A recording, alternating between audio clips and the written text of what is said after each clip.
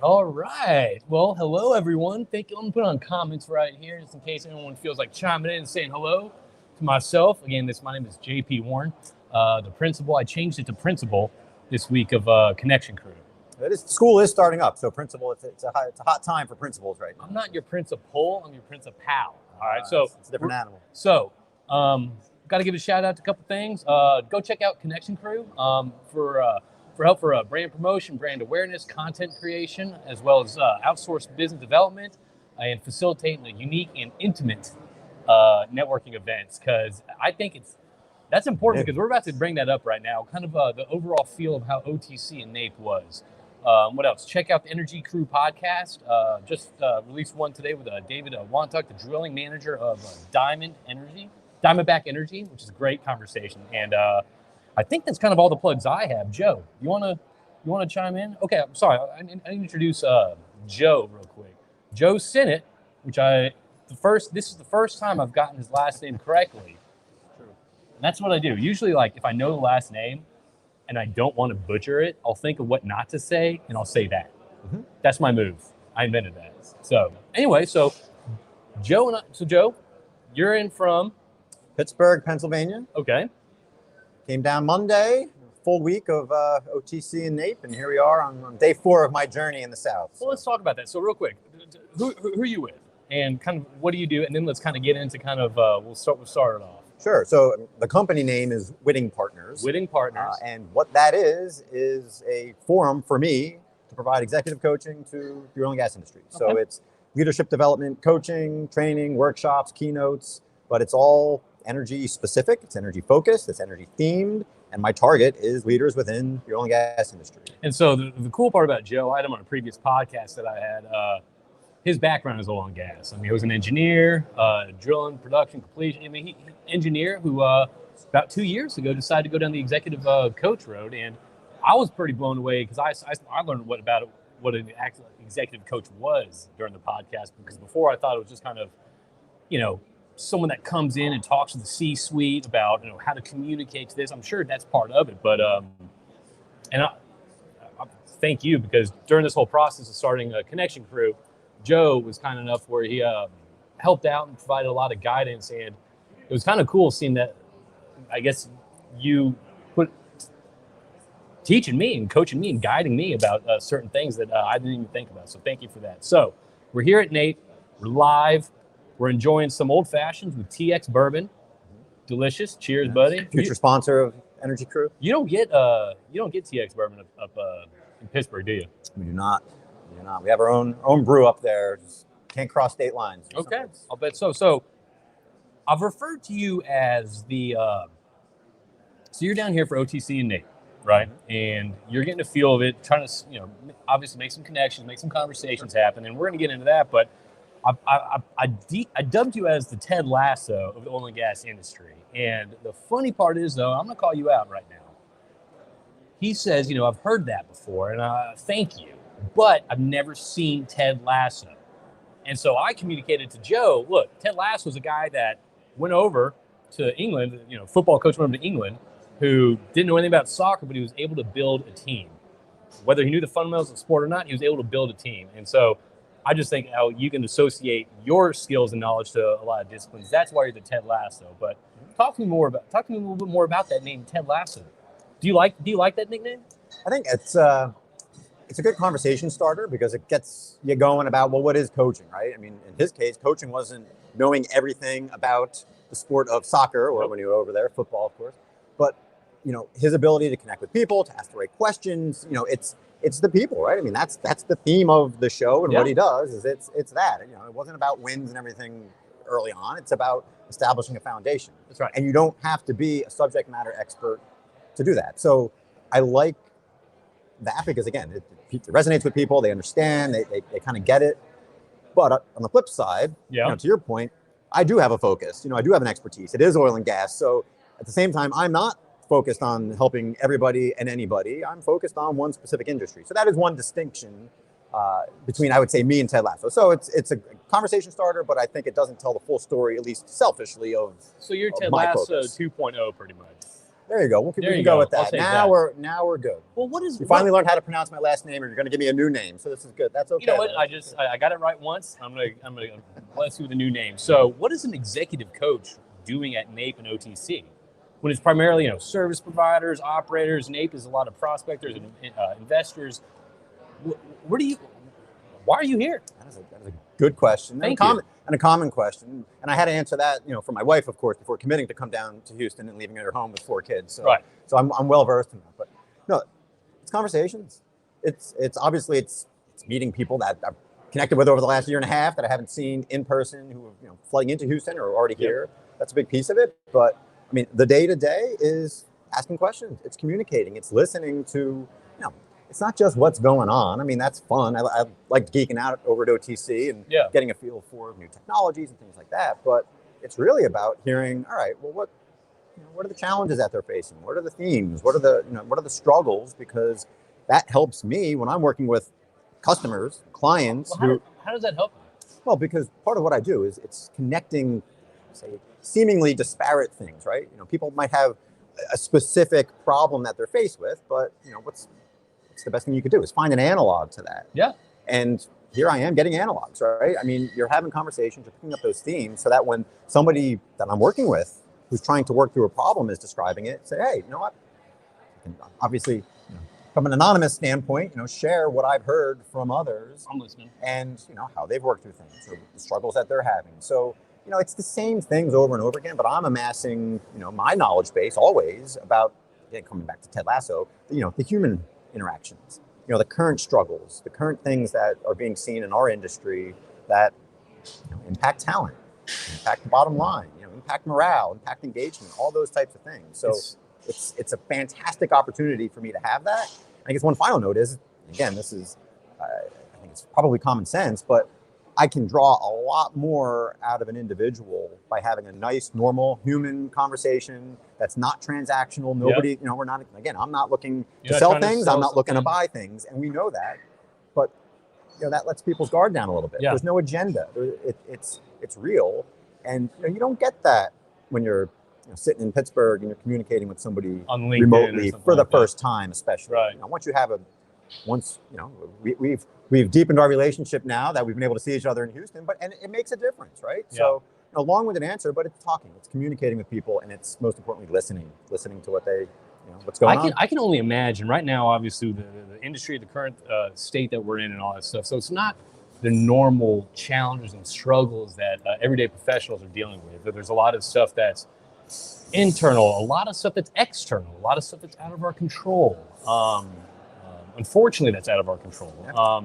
There's a lot of what's going to happen tomorrow. Is my company acquired tomorrow? Because we're seeing this huge, rapid field environment of a lot of mergers and acquisitions. So I would assume that the uncertainty and the insecurities and the challenges are probably more prevalent today than they were 2-3 years ago. 100%. So that's another layers of I guess coaching that probably needs to be provided. Yeah, and coming down here and hearing more and more conversations that reflect what you just said validates all of that. I mean, even just this morning, talking with companies who, again, I mean, very few companies haven't been touched by some sort of merger acquisition, whether it's an operator, whether it's a service company, whether it's a technology company, and they're feeling those gyrations internally, and they're looking for continuity, they're looking for focus is one word I heard, both today and focus from what, the company?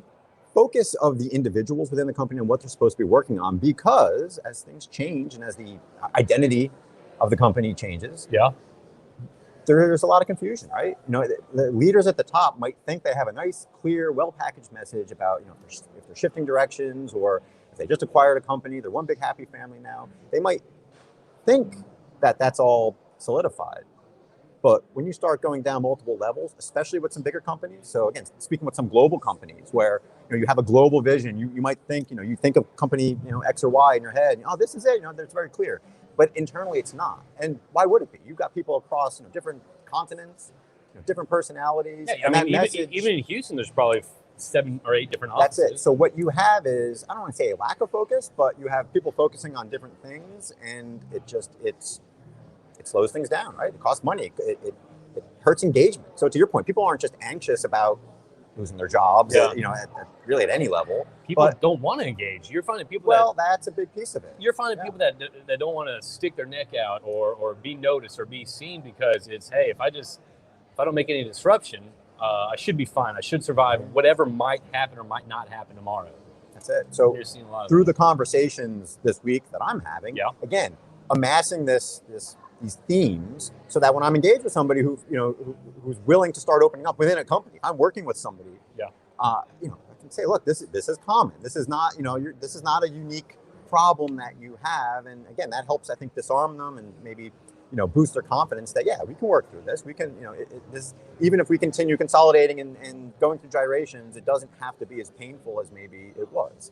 So it's I mean, you touched on it though. Do you think with obviously the world shifted, a lot of people more behind their screens these days, in front of their phones, the information is information overload, right? So I think the quality of information from the top down or even from the bottom up, because there's so much information, external, right? Mm-hmm. Whether it's the news, whether it's social media apps, whether it's this, whether it's your kid's school's telling you what the new pickup drop-off procedure is. There's so much news, so it's really important for leaders of corporations and companies to be very clear, and I feel like redundant maybe when it comes to the communication, because just because you say, oh, we're gonna start doing this, or we're gonna do this, let's do one press release and a presentation and call it a day. No, and again, bring it back to Connection Crew, right? I mean, what's your goal? It's to help people get their message out there. Yes. And you need to do it clearly. You need to articulate it, because you might have the best message in the world, but if you don't have the pipeline, if you will, to get it from A to B, or people don't care, or you're unwittingly sending a message that rubs people the wrong way, whatever it is, well, it's not going to work. Your message, your strategy that you paid, millions of dollars in some cases to some consultant to help you craft. If you then can't take that next step and communicate it, to your point, you got a problem. Well, that's something I personally, I'm a little plug to you. That's something I really enjoyed from you. I mean, I had the idea, I had the concept, I knew what was going to happen, and the way you were able to kind of peel back the layers and ask like 5 or 6 pretty easy, basic questions stopped me dead in my tracks. You know what I mean? It's like, oh my gosh, I didn't even thought about that. So I really appreciate the fact that you're like, you came down here and you made a video about communicating value. How do you stand out from the rest? So let's kind of get into that. So let's start off with kind of your overall outlook on how's OTC? How's OTC? I think, unfortunately, the headlines for OTC, and I think NAPE also, are going to be about attendance, right? I mean, attendance is, nobody expected it to be, 100% capacity, obviously. Right. So I think the headlines for that are going to be, hey, how many people actually showed up? How many people canceled last minute because of Delta variant and all that type of stuff? But my observations, again, OTC and so far here at NAPE, are the people who are here are so excited to, again, have these conversations. And I think, by and large, you're getting a higher quality, networking, right? I mean, you're not getting the quantity, but you're having much longer conversations because there's not a line, right? I mean, I'm not going to, under normal circumstances, I'm not going to go glom somebody's time asking about their technology, as excited as I might be, and I'm not going to engage that people, because guess what? There's somebody behind me who might actually want to buy their product. Yeah. Whereas now, now I don't feel bad doing it, and selfishly, I'm enjoying it. And then the person on the other side, and again, oil and gas industry, we love talking about what we do and what we know, and they enjoy it too. And again, that relationship, I wouldn't have formed a relationship with somebody typically at a booth on some company that I never heard of. But now I'm an advocate for them. I don't even if I didn't want to be. Well, I can't forget what that conversation. That's interesting. So before we went live, we were talking about kind of like what are the conversations like? Like are they beneficial? And something, Joe, that you said that I thought was kind of pretty interesting. And again, this goes back to connection. This goes back to talking to people, having genuine conversations. You're talking to these people, and some person's like, hey, look, I'm kind of looking to do X, Y, and Z. And just by having those conversations and getting that conversation to that point to find out, how you can help someone, or how, what someone needs, or how you can fix a problem, they kind of told you that already. So now that's just another advocate for them saying, well, actually, I know someone that can help you out with that. So having these conversations, whether it's not quantity, it's more quality. Absolutely. It's probably more beneficial for a lot of people. It is, and it's funny the way you said that, because asking somebody, and this is something I talk about a lot, for companies, and I lived it. If you go and you say to somebody, can I help you? Well, many times they're going to say no, right? Can I help you? We're in an industry, we want to do it ourselves. But when you say, how can I help you? It's a totally different thing, right? You're not giving them an option to say you can't help me. They're going to start thinking a little bit more. And some of the things we talked, some of the examples of how, again, I didn't expect to come down and help people in X, Y, Z way, but they're so disparate, right? I mean, I'll share the one thing we talked about. Go ahead. Yesterday, during the NAPE opening icebreaker mixer, whatever they call it. Legendary. Legendary. Yeah, I think icebreaker. Apparently used to be legendary, but either way, there's conversations. And one guy strike up a conversation, and his opening line was, I say, hey, how you doing? He says, hey, I'm looking for a 6 foot tall blonde. Okay, and obviously the retort is, well, are you looking for a specific one or just a general one in blonde? general somewhere? But long story short, somebody gave him a tip that there was a specific person at NAPE who would be a good fit and good conversation to have. He was trying to sell a prospect. Okay. And obviously we continued the conversation. We talked about the prospect and technology he's using. But at the end of the day, guess what? He has an extra set of eyes now roaming around NAPE, and I know that if you're a 6 foot tall blonde and you fit that description, head over to booth 3551, I believe, and go talk. He was a fellow Joe, so there's a plug for Joe. I hope you found you found what you were looking for. But because of that conversation, that's it. You have 2 more eyes out there that can help, and it's But again, it's a question of how can I help you? Because it might not be the standard black and white. Hey, I know this person I'm going to introduce you to, or I have this service I can provide. And people get stuck, right? They get stuck in these, again, transactional, black and white type of things. Whereas part of being a coach is those open-ended questions to say, all right, I know I can help you in some way, shape, or form. It might be completely off the wall. It might be as simple as, again, being an extra set of eyes, but it doesn't have to conform to what, a lot of people might show up here with this, this goal in mind or this approach that they think is going to work, but it's rigid. It doesn't work. They lose sight of what their ultimate objective is, and the fact that there's multiple paths to get there. Coming back to what you said in terms of what I shared earlier this week in that video, you have to start with your objective, right? So I'm gonna get to this video, but I'm gonna. It's interesting you said that. I remember when I first got into sales, like, you would structure your conversations just to get to that one goal, that transaction, right? I would miss so much of the conversation, so much about the person, so much about this, because I was trying to steer the conversation the way I wanted it to go. Yep.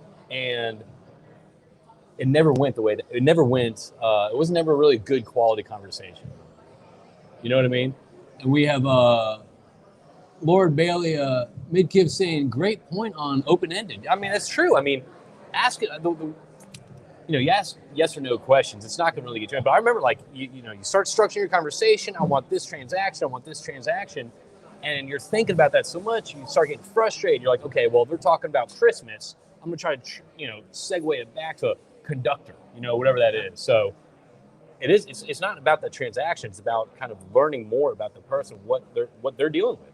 That's it. And again, part of being here this week, selfishly, my goal is to learn so that I can ask better questions going forward. So that I can ask better questions, again, when I'm in an environment, when I'm coaching somebody who's paying me to get results, I can now ask better questions because I'm more aware, I'm more conscious of what's going on in the industry and the trends and what people are facing. Well, that's it. And again, something that a lot of people don't get just sitting within one company. You have maybe that one perspective, and you have occasional anecdote that you can pull off the shelf and use. But I have the privilege now of being able to float around and work with different companies and and get that intel, especially when you're doing it over drinks, and you get a little bit more intel, a little bit more candor, a little more honesty. So what's interesting though, you made that video, and I find it fascinating because usually when it comes to, like, you expect executive coaching. All right, let's talk about your career, and we're going to do this for your career. You want to get these 7 steps. But what's kind of interesting, it's kind of sucks the fact that it's like coach, executive coach, because it's such a title with borders. You know what I mean? This is why I'm going to go down this road. I trust you. You keep going now. So the fact is, I'm thinking, okay, executive coach can be good for, career development. It's be good for, bounce ideas off of kind of, think of things, in a different light. But Joe made a video.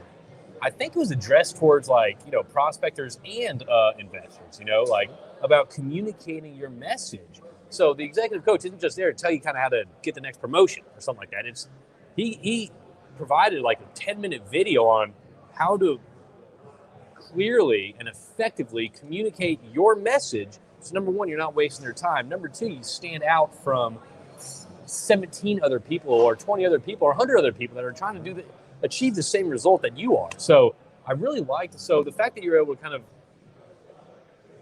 put that in, kind of like open it up. So it's not just career coaching. This is kind of how to sell, how to communicate your message. Yeah, and I will say, so on the one hand, there's a lot of misconceptions about what coaching is. Yeah. And that's, I navigate through that. The good thing is a lot of the companies that, What's a common misconception you can't stand? Or that you'd like to disprove? Well, probably the biggest is that a coach is coming in because there's a problem, right? That, you're trying to, somebody screwed something up or they're a troublemaker and you're trying to, either fix them or recover whatever value you can. Yeah, there's an element to that, but by and large, the companies that are making investments in coaching in general, whether it's executive coaching or leadership coaching, whatever you want to call it, by and large, those people or those companies recognize that, no, you're taking existing talent that is good and you're trying to move it to the next level.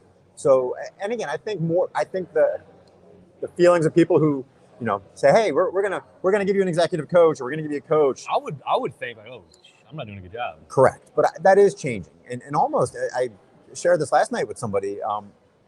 You're almost getting a shift now because right now there's a lot of the kind of up and coming generation who there's coaches are everywhere, right? Yeah. So it's almost like they want this, they expect this. They're starting to understand that this is a luxury. It's a benefit. It's a perk, and there's a lot. I'll plug another podcast. It's Energy Crew podcast. No, well, other than you should be listening to that because there's plenty of insights there that you're not going to get anywhere else.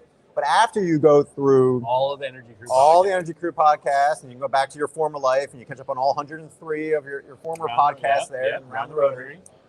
Michael Lewis has a podcast. Okay. It's Against the Rules, and season 2 is all about coaching. And the theme on that is it's coaching is everywhere, and again it's almost helping the rich get richer, if you will, right? Yeah. I mean, it's something whether it's coaching kids on their to SATs and ACTs and stuff like that. I mean, think about it, right? I mean, that's a luxury to help people get better there. From a sports standpoint, right? I mean, and you think about that in business. I need to change from executive coach. It's not like a personal trainer. You want to get better at what you're doing. I mean, you're a personal trainer. Well, that's it. And like training and your health and working out, it comes down to consistency. And what I plug, I mean, my tagline is fueling sustainable leaders. So you want habits, you want behaviors that are sustainable, that are gonna continue. It doesn't do you any good if you have a personal trainer for a month and you're in shape, you lose a couple pounds, and then if the trainer goes away and so too does your discipline and your habits, it doesn't do you any good. So I mean, that's another element of coaching. Why are you bringing that exact example up with me right now, Joe? I just call it like I see it. Thanks. But anyway, that's it. It's a sustained thing, so that when I'm gone and I'm not a crutch for anybody. I'm not that 911 call, which is part of what I offer. It's not just this structured coaching, training, whatever you want to call it.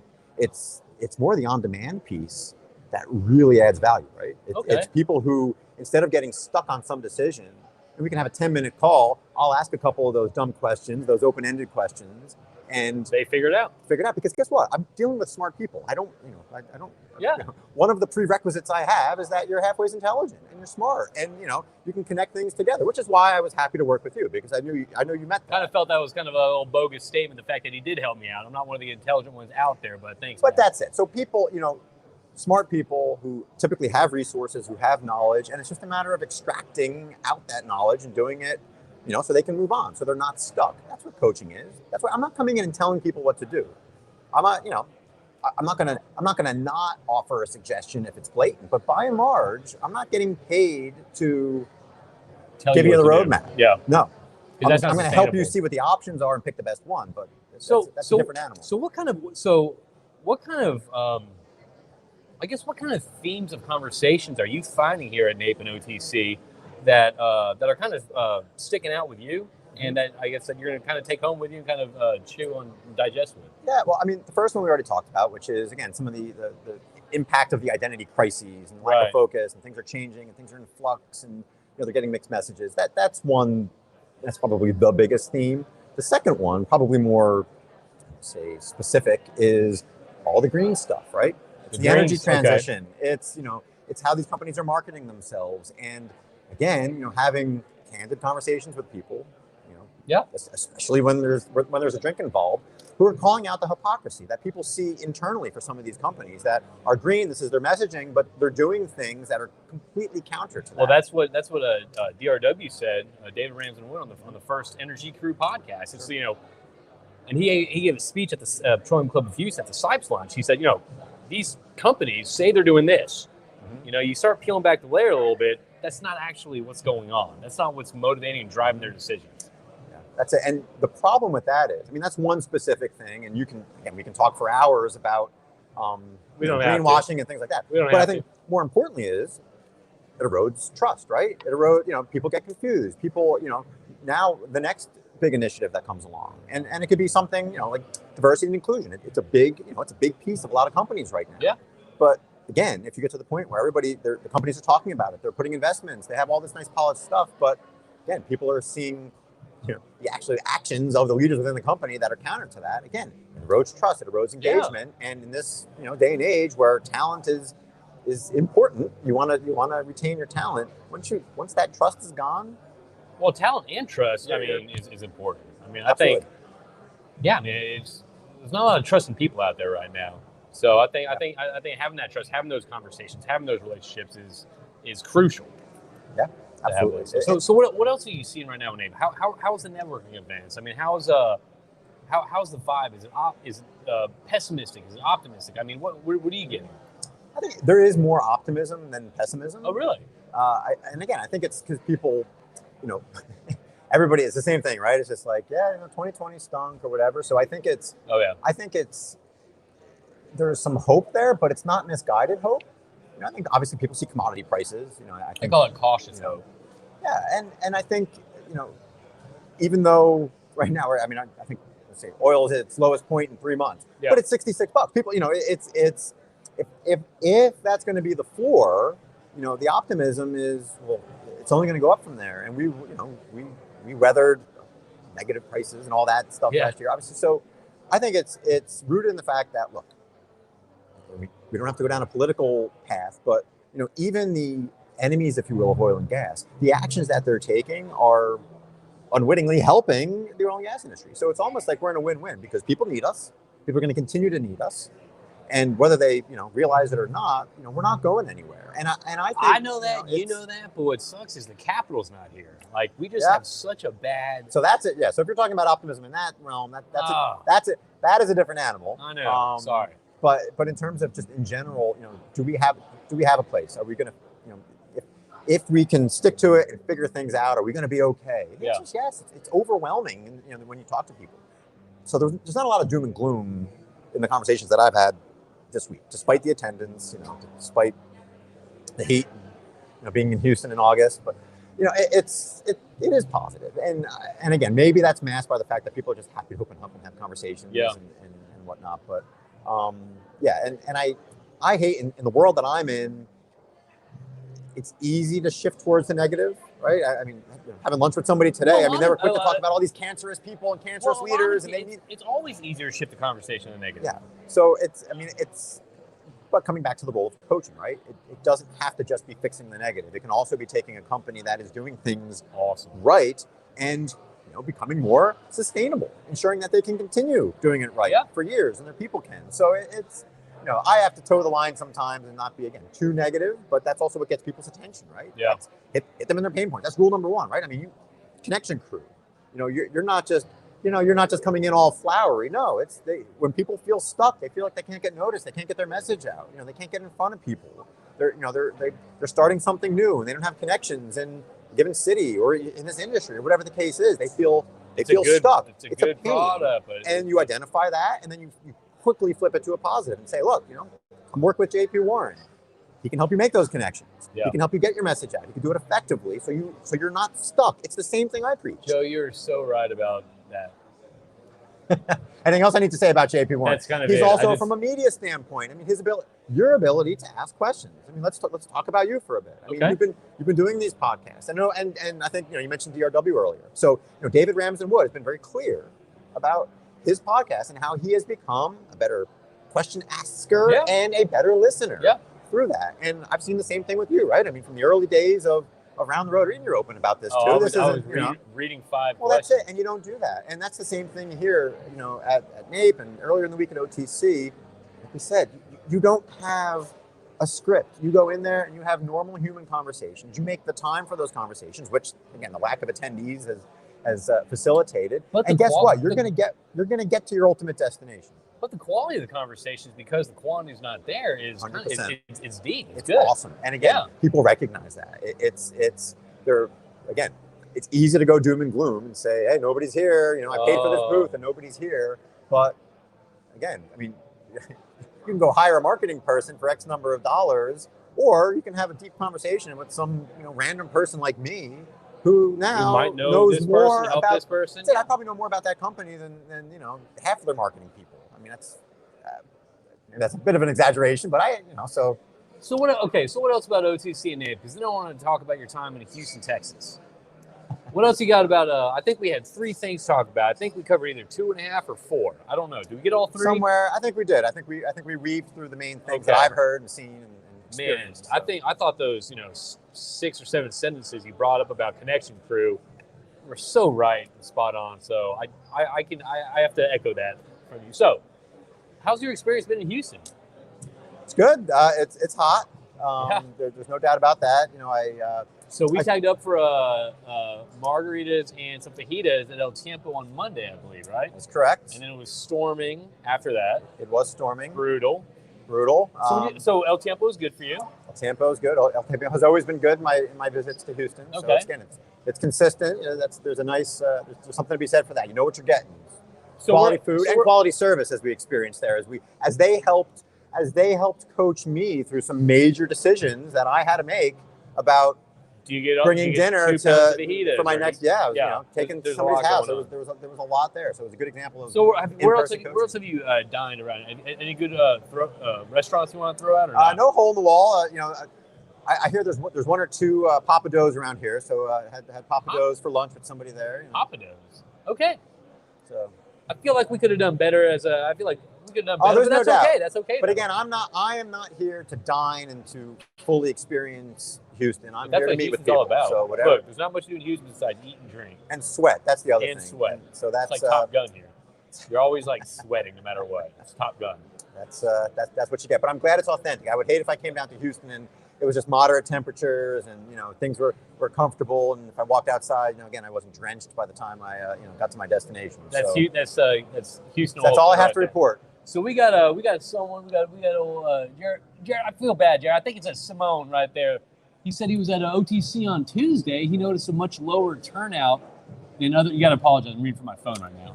Than other years. I've heard that too. Maybe 20 to 30% of the normal. Do you think this brings a bigger need for connections? Nice. And finding people who know a guy? To me, this is similar to the extra set of eyes, as you say. 100%. What do you think about that? Yeah, and I think that the short answer is yes. Yeah. And I just had a conversation earlier with someone who emphasized the same thing. It's that connection where it's one individual, finding that one individual and being at one event where you're going to get the most bang for your buck. Yeah, is crucial. And again, it doesn't take for most of us, right? I mean, obviously there's some businesses, it is all about volume and it is about foot traffic and things like that. But the reality is, for a lot of people in my position, in your position, we don't need 100 clients to be busy. And when you recognize that, a handful of ideal clients that are out there, right? Somebody else. And again, I mean, these conversations that I'm parroting, I mean, these are real examples of where I hear something that can now help somebody else. Somebody else said last night, a different person said, look, remember, he was giving me advice. He said, remember, somebody out there desperately needs you and you desperately need them. And if you can find that, you're in good shape. But again, it emphasizes the fact that you don't need to talk to everybody. You don't need to come to a conference and have 10,000 people. If there's 1,000 people and they're mostly the right people, and you have the right conversations, and you're having human conversations like we talked about. Yeah, and, you know, genuine conversation. And you demonstrate without having to be explicit. It helps sometimes, again, to say, how can I help you? But you demonstrate that you care about them and you want to help them out. My God, that's going to have far more impact than you hopping on a plane, spending how much money on hotels and food and drinks and more drinks and a booth and more drinks. Yeah. I mean, you could do a hell of a lot of good if you find those right people, which again brings us back to Connection Crew. It's finding the right people. It's building the right connections, and you're going to save yourself a ton of money, a ton of headaches, and a ton of time, right? I mean, you're going to accelerate things. But the benefit to me about getting in the room with the right people and having that environment where you can establish those relationships. The cool part about that for me is, literally after that, you might be walking out with a lifelong friend. And like, to me, like, I dig that. I love that side of it. I love it. Yeah. So, and again, I mean, so to close up on, the question, you don't need these big events. And I think we saw obviously a shift completely the other way last year with everything being remote and all remote. And, there's limitations there. And again, this is not an original thought, but, it would be silly to believe that we're going to shift all the way back to how things were when it comes to events. Which is where, again, I hope you're not getting sick of me, promoting JP Warren and Connection Crew. But no, Joe, this is why you're paid. You're going to have to shift to these targeted events. Makes sense. You don't need to, rent out the convention center and have a giant event with 10,000 people. No. When you can have an event that JP helps coordinate that gets the right people in the room where you can have these deep conversations. So it's, that's you can almost be the 20 to 30% attended OTC or NAPE.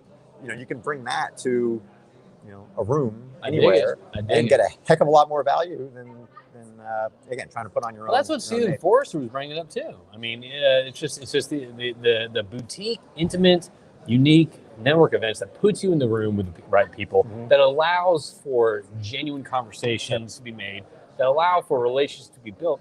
That is much more important than giving out a mouse pad. Yeah, that's my age. Mouse pad. I'm throwing a mouse pad out. It's okay. Throwing out a mouse pad. It's the geriatric millennial in us talking. I'll take that. I mean, it's much more impactful, in my opinion. It is, yeah. And again, coming back to what we said earlier in terms of identifying your objective. What is your ultimate objective? If you're bringing a small group of people in a room, they know why they're there, right? They know why they're there. There's no mystery. It's not like at NAPE where you're floating around. Again, it's fine. It's great to have the diversity and everything, and different conversations and technical teams, and obviously prospects and all these different things. But when you're in a room like that, you get that first part out of the way, right? It's almost like online dating is a great parallel. I say that as someone who met my wife online, eHarmony, wherever it was 15 years ago, working offshore. But you're saving all that time, right? There's no mystery. You cut through all the bullshit that you might have, and you can have 15 dates with somebody and have dinner and not cover some of the stuff that we covered early on. Why? Because our objective was clear. We're in the right figurative room, if you will, and we know why we're there. And, cut to the chase, and if it doesn't work, then you go the other direction. But you save a hell of a lot of time than, again, going through the motions and wasting your time, wasting your energy, wasting your money, if you will, and from a business standpoint, when you can cut to the chase and figure out, pretty quickly whether it's yay or nay. So there you go. So Energy Crew is also apparently the online dating of the energy industry. I was just kind of blown away that you were offshore and you snagged your wife offshore. I love that.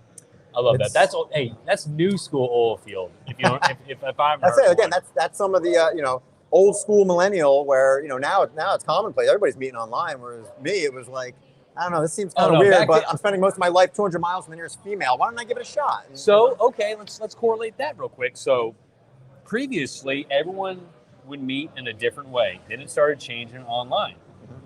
Previously in the oil field, everyone would go to these events. It's changing.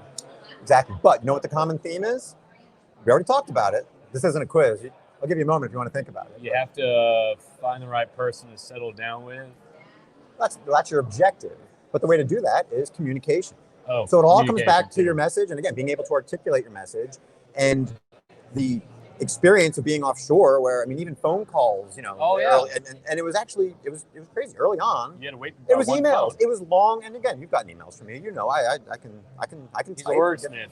But these long form communication where you have to think through it. I mean, I revealed more about myself than I would have in a phone conversation or an in-person one, and vice versa.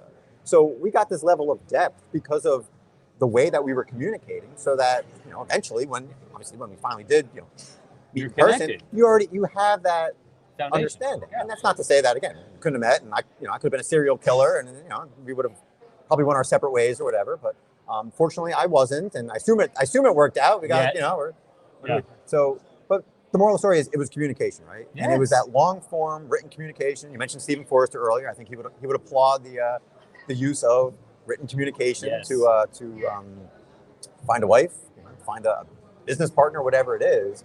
But back to what you said, there's different forms of communication, and finding the right way, whether it's a meme, whether it's a video, whether it's a LinkedIn Live, you know, there isn't a one size fits all answer, which again is why Connection Crew is filling that void. It's your coach. You're helping people choose from the litany of things that they can do themselves.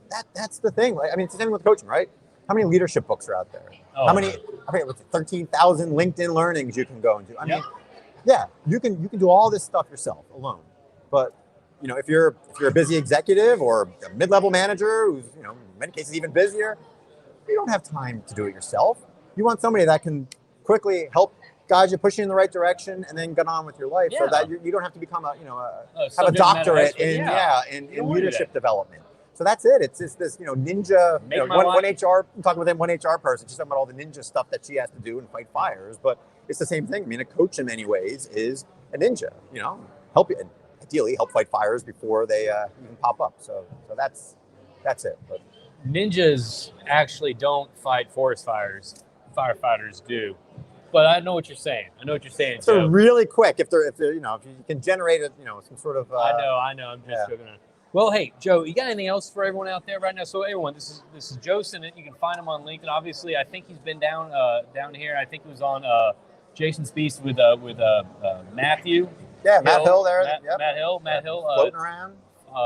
Who's over at Fossil Fuel Fridays. So you've been kind of making the rounds, man. So I appreciate you taking the time and getting the cocktail here. And thank you for Monday as well, man. I'm gonna have you more around. I mean, it's food and beverage. No, my pleasure. And again, you're looking for somebody from a media standpoint who knows how to time something so that you got one sip left in your glass, so that when we wrap up, we can go grab another one.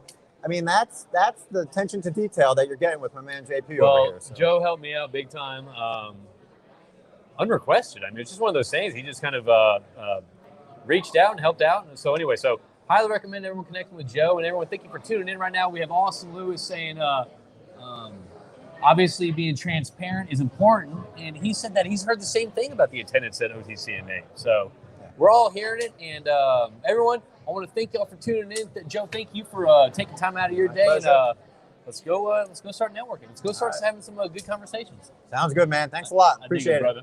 We'll talk to everyone soon. And that's it. Have a good day.